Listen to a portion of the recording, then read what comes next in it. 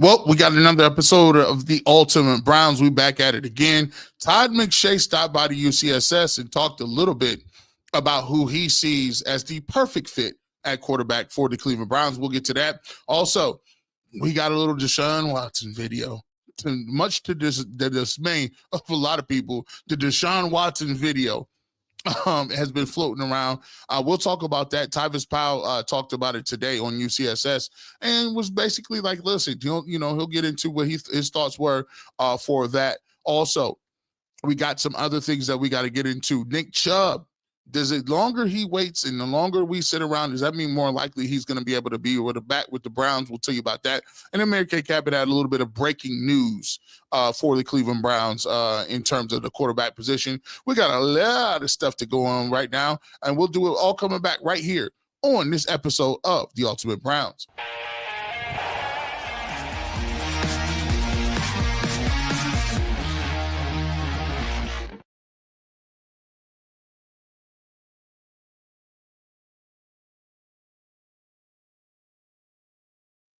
Welcome on in. We got an exciting episode of the Ultimate Browns ready for you guys today. A little bit of a different time slot today. Earl the Pearl will be coming on at 5 p.m. He'll be on at 5 p.m. So keep it locked to that. Earl the Pearl, Ultimate 216. He'll be scheduling going live at 5 p.m. I went a little earlier since we did miss yesterday's show. Had some things going on. So today we will give you those, what we were supposed to give you yesterday. So let's get right off into it. Todd McShay pulled up on us at UCSS. He talked about a lot of things. If you guys want to watch that video, please go watch that video. It's a really good interview, 24 minutes or so. Talked about all the quarterbacks he got into, Slough and Shedeur Sanders and Cam Ward and Abdul Carter. So it was really cool. If you want to get into that and watch that, make sure you guys go check that out because he had a lot of stuff to talk about, all the prospects and things like that. So make sure you go check that out. Let's get into our first conversation, and it is about what Todd McShay talked about Shedeur Sanders. Now, Shedeur Sanders has been trending in a way. Shedeur Sanders has been trending in a situation where now you're starting to see people come around. I was watching and listening to 92.3 The Fan. Shout out to Jonathan Peterlin. Jonathan Peterlin has already got his self-made Shedeur Sanders number 2 jersey. So he's put his hat in the ring in terms of he wanting a Shedeur Sanders. And a lot of people over the last week or so have started to come around and talk about it. I kind of covered this last week with Todd McShay saying he finally understands why it is that he believes that Shedeur Sanders should be the pick at 2. So he's been on this radio row. He's been doing his tour thing. And let's get right to it. Store this in here really quick. Here we go. Brown. This is courtesy of ESPN Cleveland. This is one on their Twitter page. It says the Browns could take quarterback with the number 2 pick in 2025 draft. The Ringers' Todd McShay expects them to target a polarizing passer. I truly believe that Shedeur Sanders is in play for the Browns at number 2. Last week, I glossed over the media, Cleveland media taking Shedeur with number 2. McShay said Monday on his podcast, right now, I truly believe that Sanders is in play with the number 2 overall pick with the Cleveland Browns. Now, listen, let me tell you this right from jump. If you've been listening to G. Bush, if you've been listening to me on the Saturdays and how I've been giving it up, I've been letting people know, the whole entire time, that to me, Shedeur Sanders is the pick. And if you go back and watch the interview with Todd McShay on UCSS, he talks about why it makes sense, right? When you look at, he believes Cam Ward is going to go first. And with all of the smoke screens and all of the different stuff going on right now, people got to realize something. There's no excitement level around bringing in, these retreads. There's no level of excitement around bringing in these guys who you already know. When you take a look at what went down with Russell Wilson, he came out of 2 opportunities with the Browns and the Giants, did not receive any contracts. You look at it later on, we'll talk about a couple other people, and Mary Kay has named as some mutual interest in the event that they're looking for a bridge quarterback. But to me, this even is more prevalent because when you start to talk about it and you look at it from a situation, when you look at Kirk Cousins and him owing that amount of money, when they're talking about $17 million, they gave him the other $10 million roster bonus because he was on the roster and he's going to be there. It looks like the Kirk Cousins ship is sailed as well. And you traded for Kenny Pickett. You gave him Kenny Pickett got what? A fifth round. They traded a fifth round pick in DTR for Kenny Pickett. To me, this is the obvious. Shedeur Sanders is always been to me the obvious pick at number 2. You just have to do it. I was just actually on Sports for CLE, Cleveland.com. And they talked about some of the names and the possible names that they take at quarterback. And I said, listen, man, at some point, the Cleveland Browns are going to have to take a quarterback.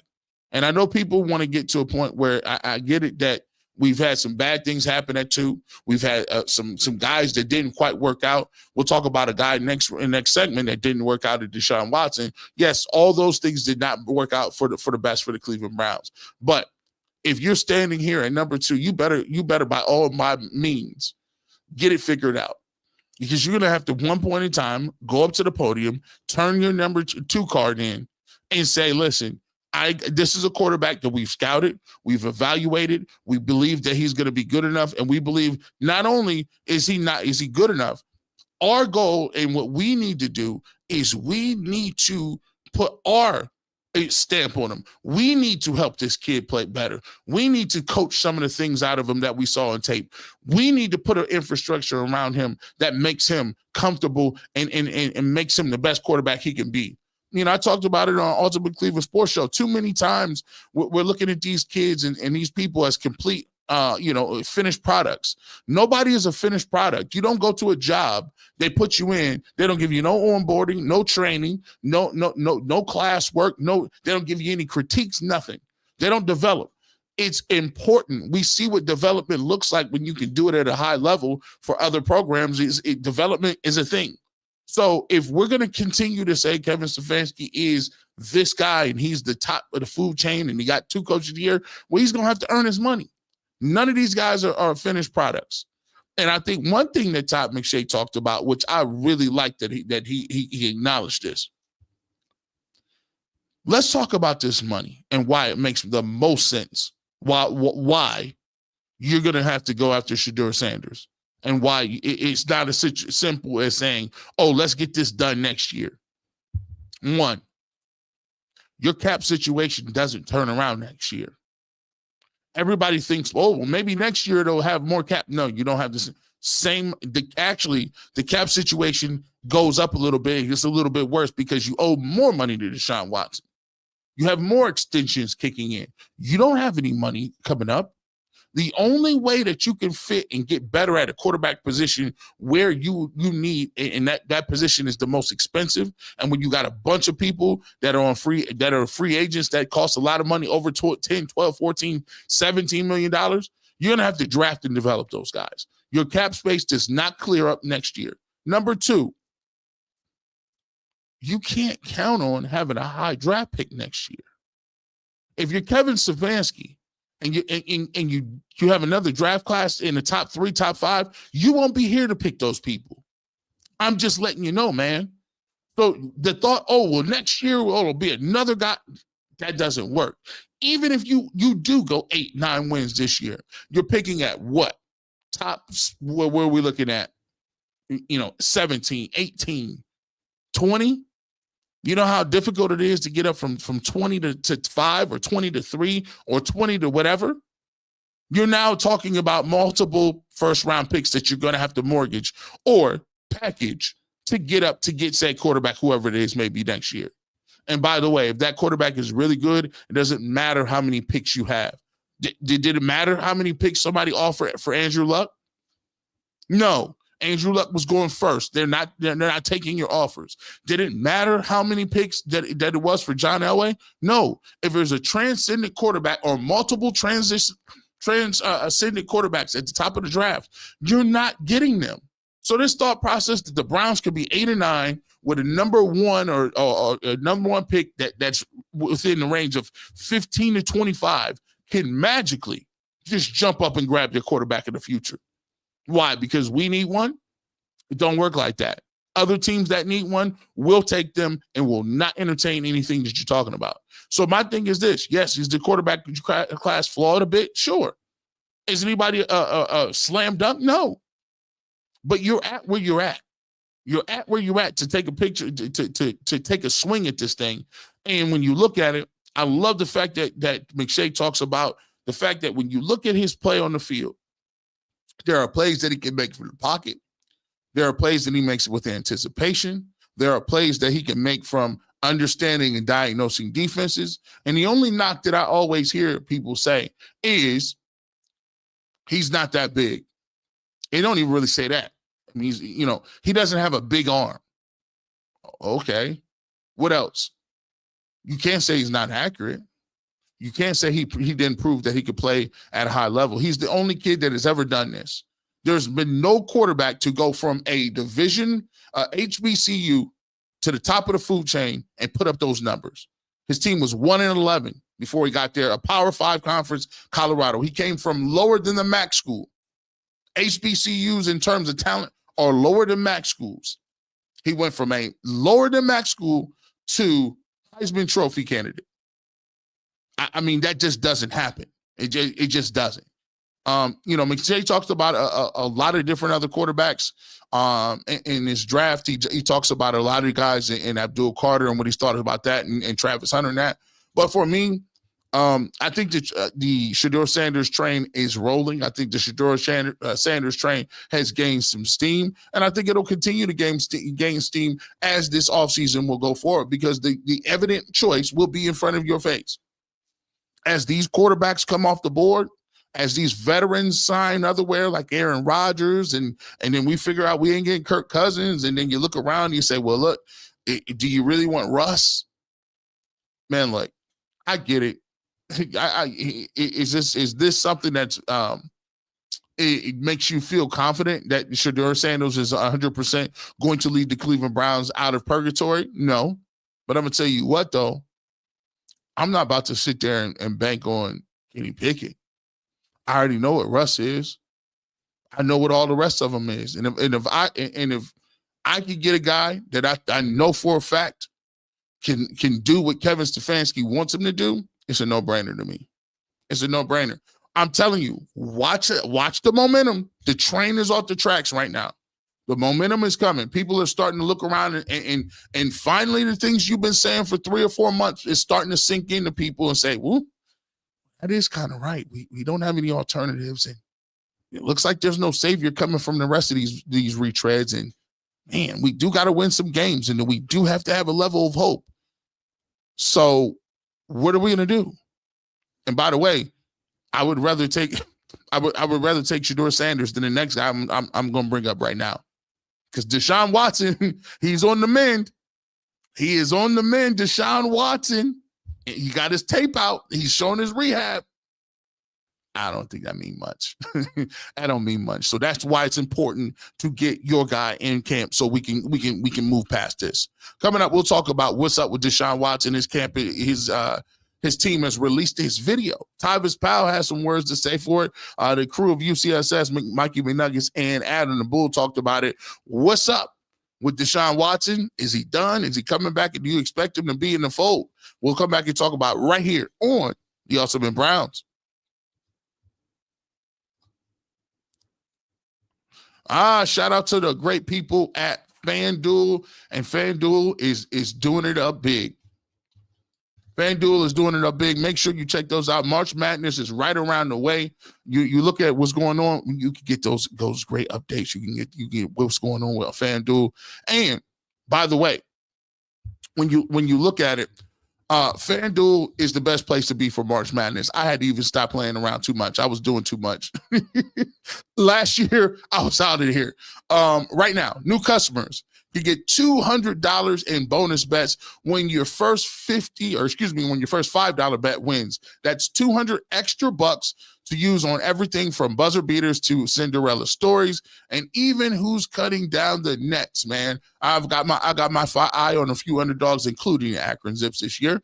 And FanDuel makes it easy to back them with a spread or totals and game props. Stay in the action. Win tournament games happening almost every single day. There's always something exciting to bet on. It's easy. It's fast. The FanDuel app is simple to use. And when I win, I get paid instantly. No waiting around.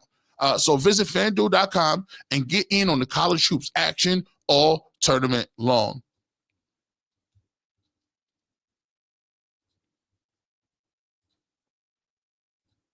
Welcome back to the fastest 30 minutes in all sports. Your boy G. Bush right here with the Ultimate Browns. Make sure you're checking out the Ultimate Cleveland Sports Show. Free agency is happening.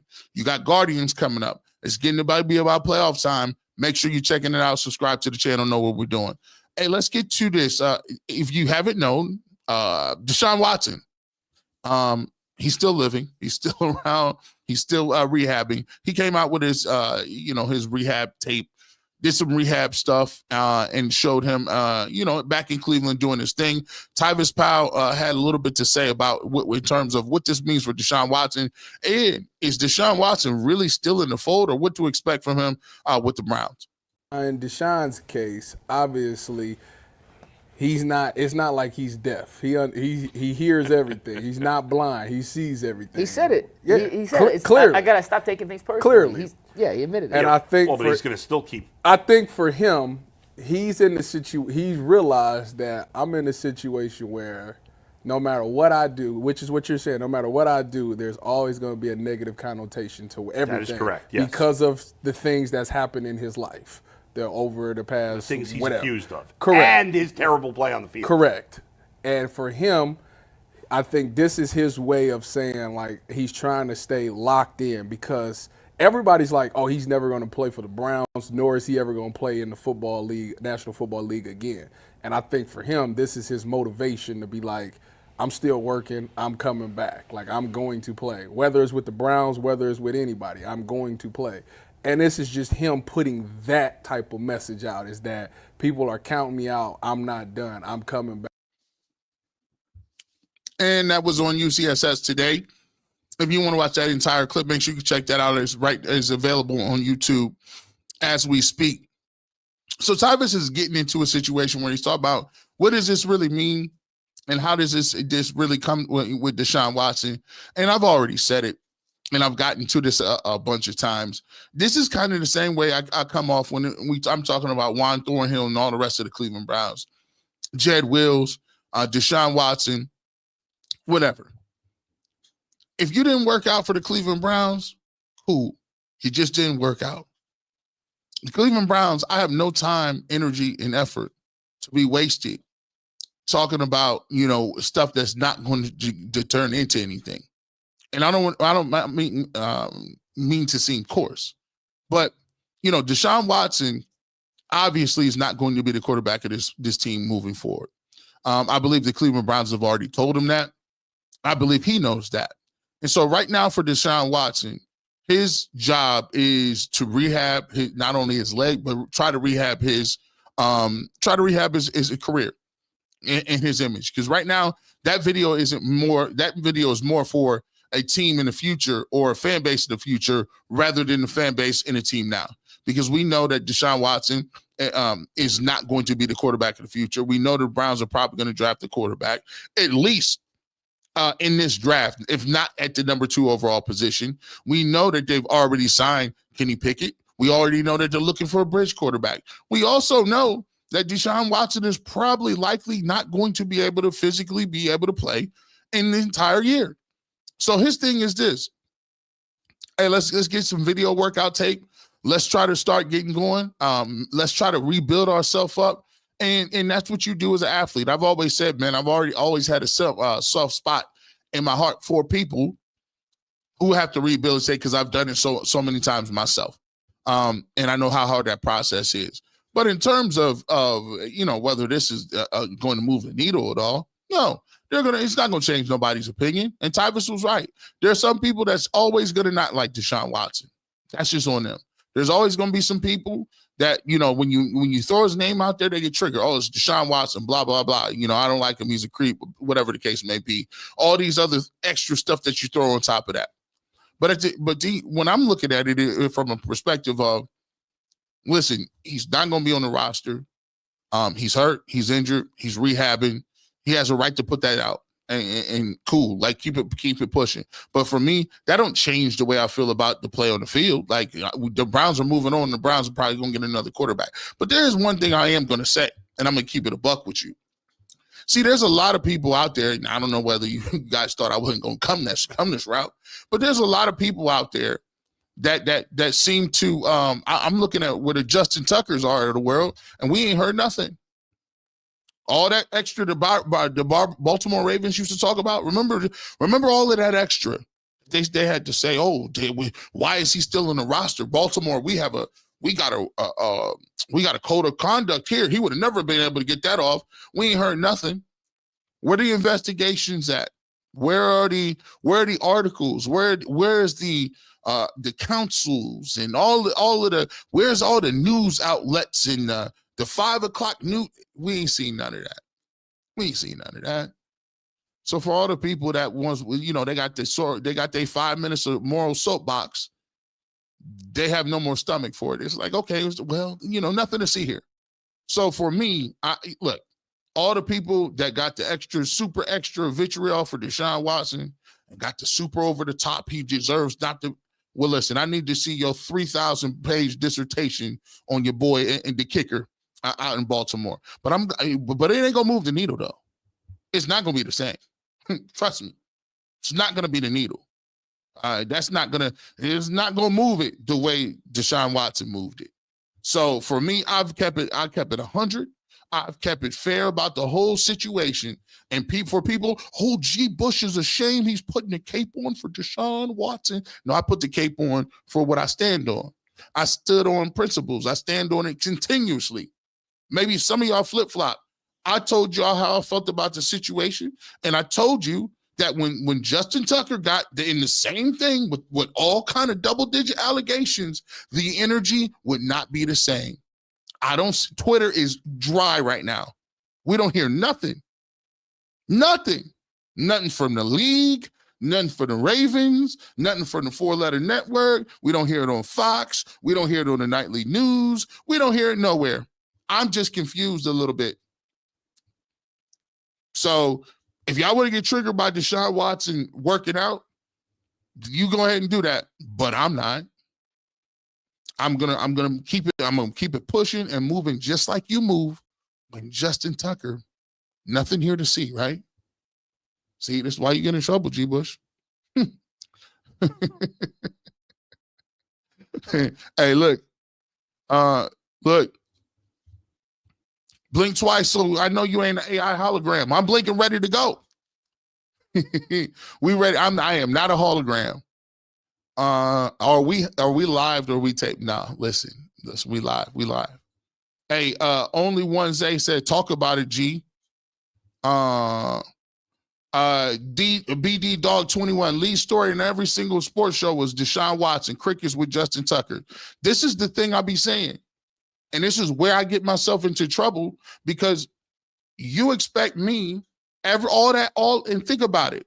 When you kept it real, when you said, listen, I don't like the optics of it, but here's how I feel like this ain't a fair trial. This ain't a fair situation. They come at you and tell you, oh, you're putting the cape on. And these are the people in your own market, right? These are people that listen to you regularly in your own market in Cleveland, Ohio. We had multiple people every single day leading on with the bottom line. And what are we going to do? And this is the most egregious thing we've ever heard. Now you get a couple months later, and all of a sudden, you get one Justin Tucker conversation. 9, 12, 13 allegations. You don't hear it. And you'll have people, you're putting a cape on. I don't want to see Deshaun Watson's rehab tape. I don't want to see that. It's the worst trade ever. We still ain't heard nothing about no Justin Tucker.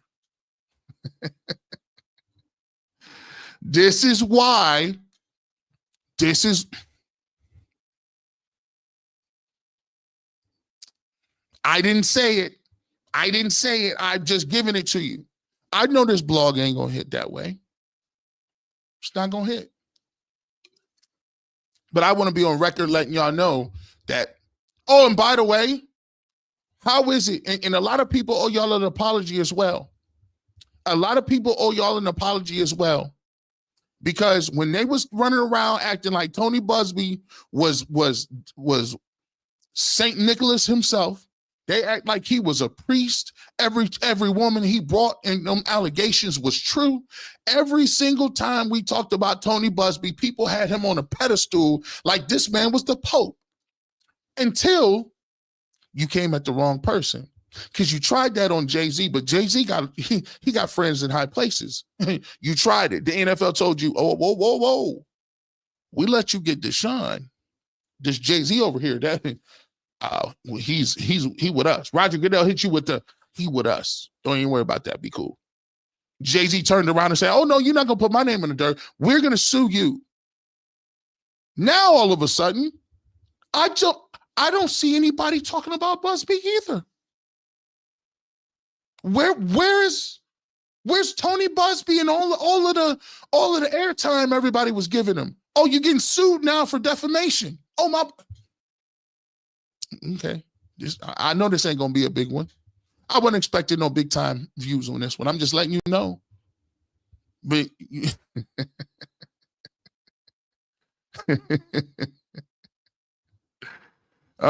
people still bring up allegations every single video that you say Deshaun Watson.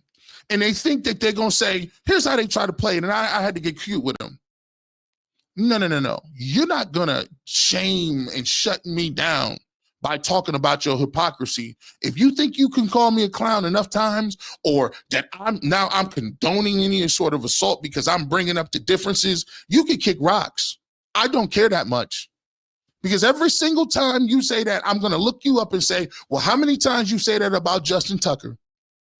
I guarantee it ain't in there. Where we at? How many times Justin Tucker is on the lead of any bottom line? Nothing. I gave y'all time. I gave you a whole year. We've been talking, this been out for a minute. I didn't see nobody in the Cleveland market doing no backflips. I ain't see nobody in Baltimore doing no backflips saying we got to figure this out. I didn't see Roger Goodell have to drop no nothing. I thought Justin Tucker was a Hall of Fame kicker. Okay. Okay. Let me just get to the comment. This ain't gonna be one of them.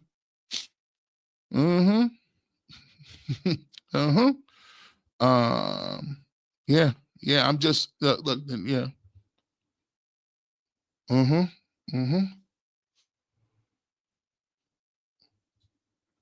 I ain't saying Washington citizen, but it looks like it's shady what's going on with multiple parties. I don't.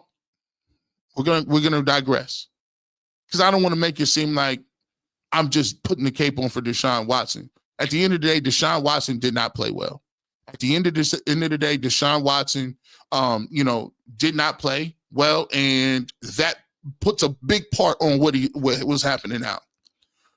But for you to act like there was not a clear, and it is a clear conscious bias against what Deshaun Watson did and multiple other people, including Robert Kraft, you are out of your mind.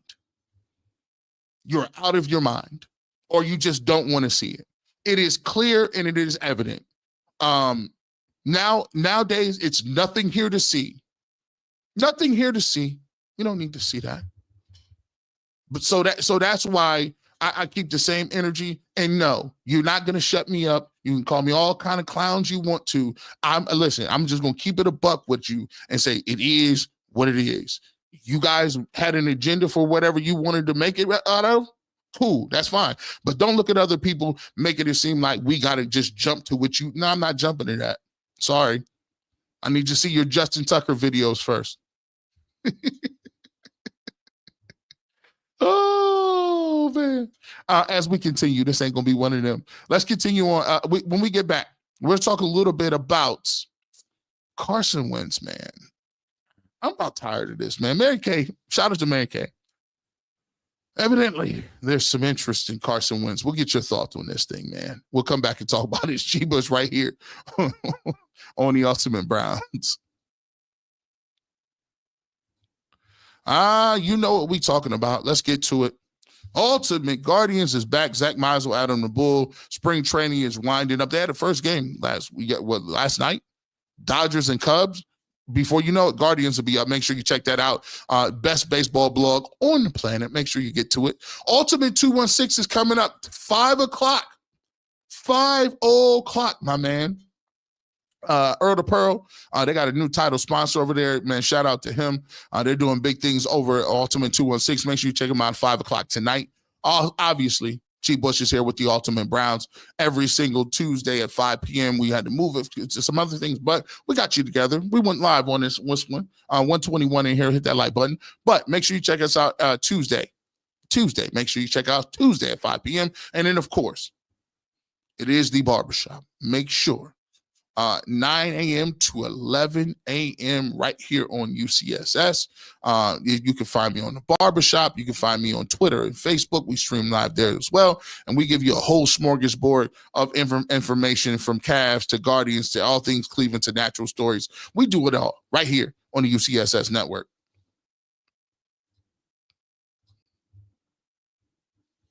Yeah, welcome back. Welcome back to the fastest 30 minutes in sports. Your boy G. Bush in here, just telling the truth like I always do. Let's get to this, man. Nick Chubb. Nick Chubb is still on the block. And for me, the longer I believe that Nick Chubb is still on the block, I think it's an opportunity for him to bring him back. And this is another thing that I'm going to get to and talk about too. As we talk about a lot of different things. A lot of people be running around here. Y'all need to let them know. People been running around here with these stories about this character stuff, man. It gets tiring, bro. It gets tiring. I always ask people, if the Browns were so about character, people would be mad at Myles Garrett. Oh, Myles Garrett be late to practice. Myles be doing this. If you mad at Myles Garrett, why is it that you treat Nick Chubb so bad then? I mean, if you all about business, if you all about leadership and leading by example, don't you think that's worth a couple $1 million? Or it's not? See, leadership is something they throw around. They throw around leadership when they want to use a buzz phrase and they don't want to get down to it. My thing is, if you got Nick Chubb out there in the market, he did everything possible. He do everything right. But yet still, it ain't worth nothing to you. It ain't worth a few $1 million. Nick Chubb should have already been back in the backfield. It cracks me up. But I'm supposed to care about Myles Garrett not coming to showing up late to practice. And let me tell you this too. I've always tried to keep it on even playing fields. So why don't we keep it an even playing field like this? This is reports, it is facts. Reportedly, the Cleveland Browns, while they've been there, and Kevin Stefanski and Andrew Berry have been there, they have said that they have a meeting Monday morning where everybody is in there and they call out bad plays and they watch the film as a team. Kevin Stefanski has always been critical of every quarterback that's been in there. He points out what they do well, points out what they don't do well, and it's in front of the team for accountability purposes. How is it that people were upset that he didn't do that for Deshaun Watson? Players were upset. So when players got upset that, hey, look, I'm getting called out in front of, guys, they didn't do it for Deshaun Watson. That was accountability. But as soon as Deshaun Watson was done and he was finished and he was not hurt anymore, they went on to criticize people, the quarterbacks, the same way they used to. Now, if we talk about accountability, we didn't talk about leadership. That's the ultimate sign of leadership. Are you holding guys accountable the same way you hold one person accountable? The answer is no. That's because this is a red herring. That's because it's always been a red herring. Those code and buzzwords that they throw around, leadership, accountability, that is a case-to-case situation. And guess what? We in the world understand that we're not dumb. We understand that there are certain advantages people get based on their relationships with people, where they come from, their socioeconomic background, and their talent level, their skill level, their personality. Everything ain't equal. So yeah, I was like, why would I come out and be like, Deshaun, you know what? Kevin Stefanski is not handling everybody the same. You don't handle them the same way. It's just what it is. And so for me, I always look at it, and I always and this is a clear point for you guys to catch. What I do mostly is I try to keep it real and have you thinking about it a different way. Because to me, there's a lot of times when we do this media stuff, the media stuff be propaganda. And they say it so much and the loop runs so much that when you say something so many times, people have no choice and they just naturally believe it. But until you break it down and say, have you ever thought about it this way? People say, you know what, that is wild. If you thought about it this way, if you were so worried about all that good leadership, Nick Chubb would have been back on the team, no questions asked. But it's not about that. It's about talent. It's always been about talent. And it's always been about, can I use you up? Can I get the most out of you for the least? Can I get the most work out of you for the least amount of money? Why do you think they want you to get a rookie contract? Why do you think they want you to have that rookie deal where you're playing 5-6 years under your prime and you're never breaking the bank? It's cost reduction. It's cost-cutting features. It's not about whether you're good or not. It's not whether or not. They want the most amount of work for the least amount of money. So when people be looking around, and I know this is kind of turned into a whatever Myles Garrett situation or whatever the case is, but just guys, just look at it for what it is. This isn't rocket science, bro. They like, look, yeah, Nick, we can get our young back, paying pennies on the dollar. And if you're not going to give us 3, 4, 5 more yards per carry more than him, might as well go with the young dude, because we know if we draft him in the first round and he'd already had all these carries his whole life. By the time he gets to be here, he's 25. By the time he gets in the league, he's 21, 22. You keep him for 5 years, he's 27. Before you know it, you're like, ooh, you're 27 years old. You know what happens when running backs hit about 28? Now we might franchise you, let you walk. You get the free agency, and instead of you getting the bag that you were supposed to get, you get pennies on the dollar because you're now close to 30. That's the way the game works, man. Myles Garrett just did it a different way. He said, no, you're going to pay me. You're going to pay me based on, listen, have you ever seen that? It's almost like prenuptial agreements, right? Like sometimes these older dudes, they sign these, they say, listen, I'm going to sign this prenup because I know I'm shooting over my head anyway. Myles Garrett knew what it was. He's like, listen, I'm 20, I'm about to be in my 30s. I probably won't even make it to see that new dome. Guess what? Y'all got me. I can't move nowhere. I'm looking around. It's late in the game. They ain't got draft picks available for me. I can't get to a contender. Y'all gonna have to pay me for what I'm doing right now. And they paid him because they didn't have a better option. It's never about the feelings. It's all about business. It's what it always is. Straight business. Always remember that. Let's keep it pushing. Back to the business. I do believe Nick Chubb will come back. I think nobody else has him on the list. I don't think there's a market really out there for him too much, and that's good. And that's good for the Browns in business because they'll probably be able to get him back at a nice number. And I think he's going to have a heck of a year next year. Now, this next dude that I got to get to, I don't know about this, and y'all let me know.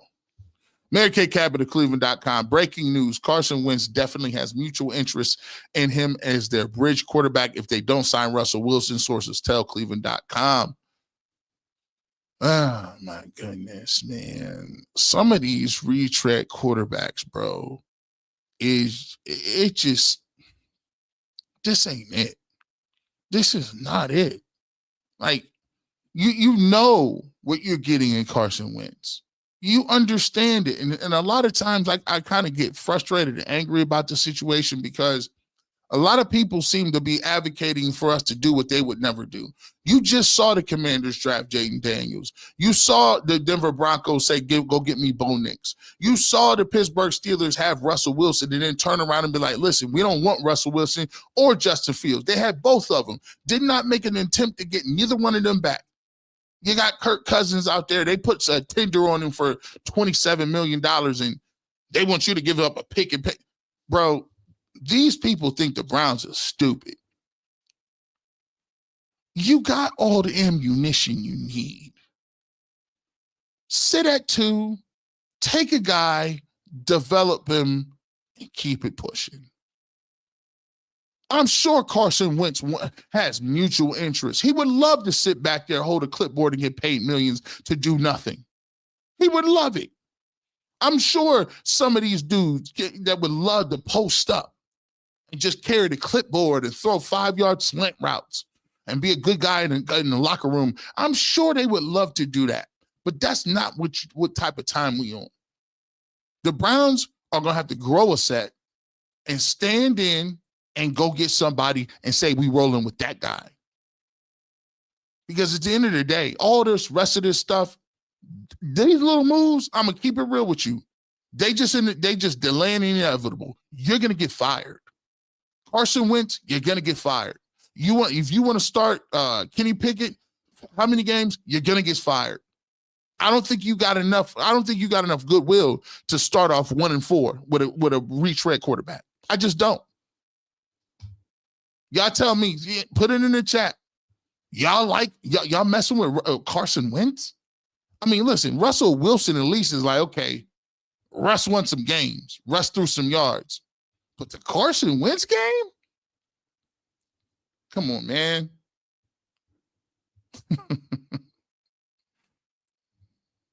Let me see.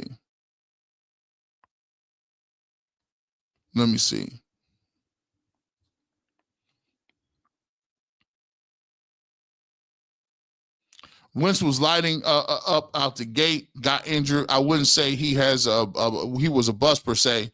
We got a Kings Hall that draft, absolutely insane what AB pulled off. Maybe if the dude before he took it to the bank, I don't quite know what that means, but I wouldn't call him a bust, but he sure ain't no number 2. Like, I ain't worried about that.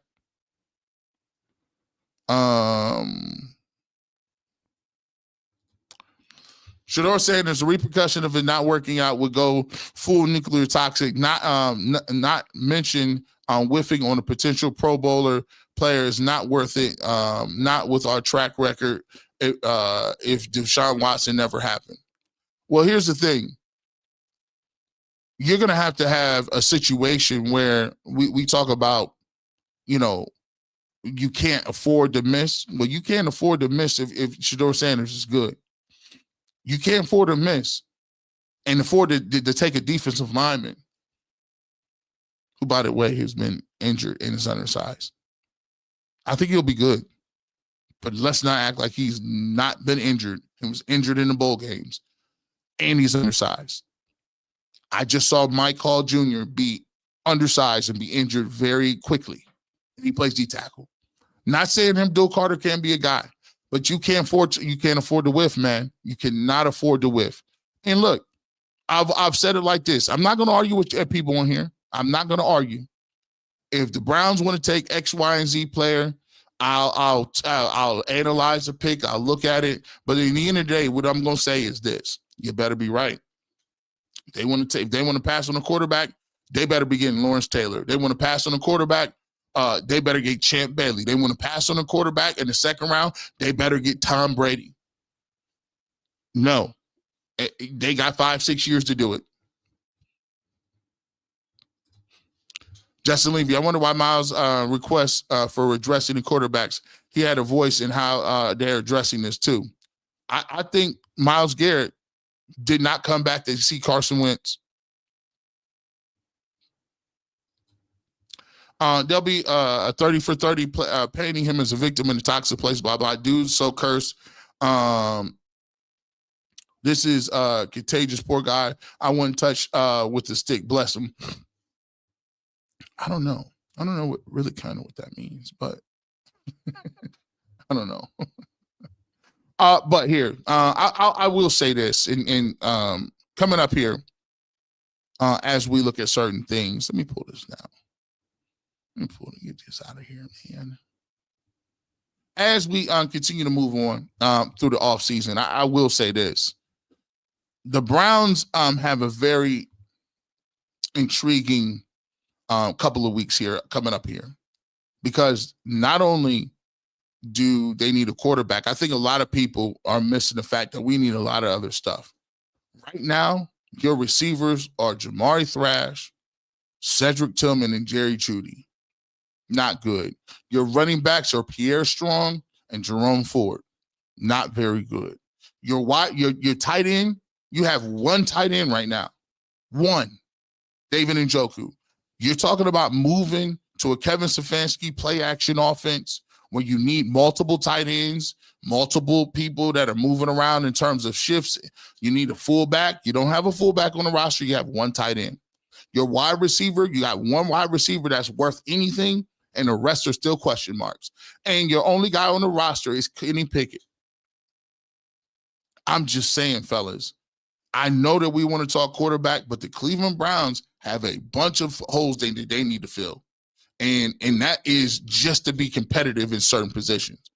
Wide receiver really scares me. That's why when people tell me, hey, I like Travis Hunter, look, if you're going to look, I would take Shedeur Sanders at 2, but if you told me Russell Wilson was the pick and you was going to roll with Russ and you was going to draft Travis Hunter at 2, I couldn't complain with that because I'm going to get a corner and I'm going to get a receiver. Now I got 2 bona fide top-notch receivers, right?